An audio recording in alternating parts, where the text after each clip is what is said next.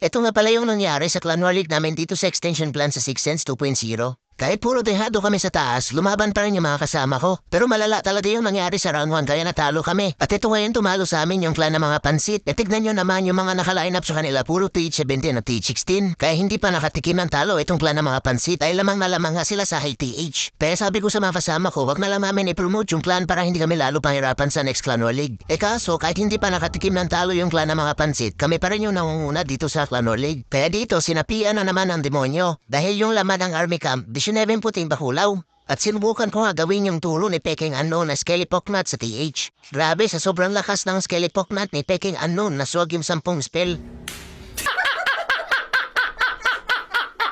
At ito na nga, TH15 na lang yung gamit ko dito at yung laman ng army camp 19 puting bakulaw.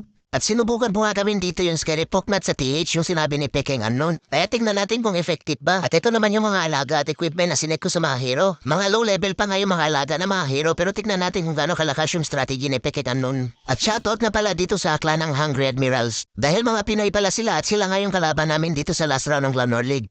At dito ko nga pala ginamit yung last attack ko sa defense ni Arafat. Kunat-kunat na rin sa TH16 dahil meron na siya mga merge defense. Dito ginamit ko na agad yung strategy ni Peking Unknown na Skellypocknut sa TH. Bale, inunahan ko lang muna maglapag man isang lindol para mabawasan ang hit points yung mga ibang buildings. Para unahin muna ng karpintero yung bahay niya na nasira bago yung mga ibang buildings. Sabay lapag ng spell ng mga tiyanak at spell ng mga paniki para tanggalin sana yung town hall, yung clan castle kasama yung eagle artillery. Kaso halos hindi napabawasan yung hit points ng town hall dahil inaayos ng karpintero. At yung mga paniki naman hindi pala sakop ng imbispel kaya hindi nga natanggal yung eagle artillery. At yung TH naman halos hindi nga nangalahati yung hit points. Kaya sinubukan ko gamitin yung malaking pana nito Pake na Queen at nagbaka sakali matanggal pa sana yung town hall. Kaya ang nangyari halos nasayang nga lang yung 10 spell dahil yung clan castle nga lang yung natanggal. Grabing Skellypock na to dahil halos nasodlan yung 10 spells. Kaya dito bago pa mangitim yung mukha sa inis, nilapag ko na si Tatang para magsusuporta dito kay Tupake na Queen kasama ng mga ilang pirasong puting bakulaw. At bayan ng aso naman dito sa may baba at ilang piraso na rin puting bakulaw.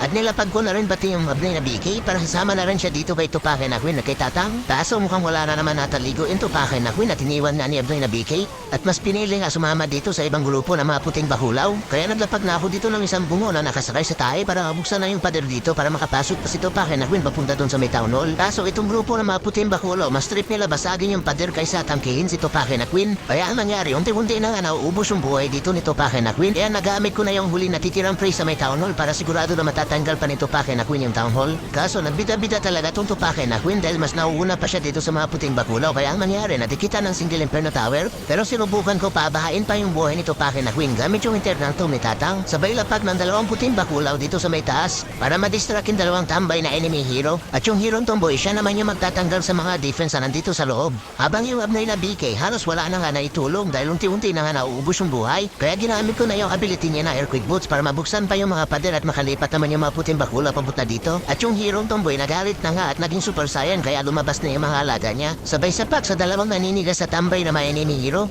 Ang tapang pala ng hero tomboy pag maninigas yung mga binabanata niya. At balik tayo dito sa grupo ng mga puting bakulaw. Buhay pa pala yung abnay na BK habang nagpapaikot dito sa ipo-ipo. Akala ko wala na talaga may tutulong itong abnay na BK. Pero buti na lang, siya na rin pala yung magtatapos dito sa mga buildings na pakalat-kalat sa may taas. Kaya dito na-3-star ko ngayon defense ni Arafat na gamit niya yung 19 puting bakulaw. At kami ngayon na-promote to Master League at hindi yung clan ng mga pansit na hindi nakatikim ng talo. Pero malala talaga yung nangyari sa last attack ko dahil sinubukan ko gawin yung turo ni Peking Unknown dahil halos nasayang lang din yung 10 spells.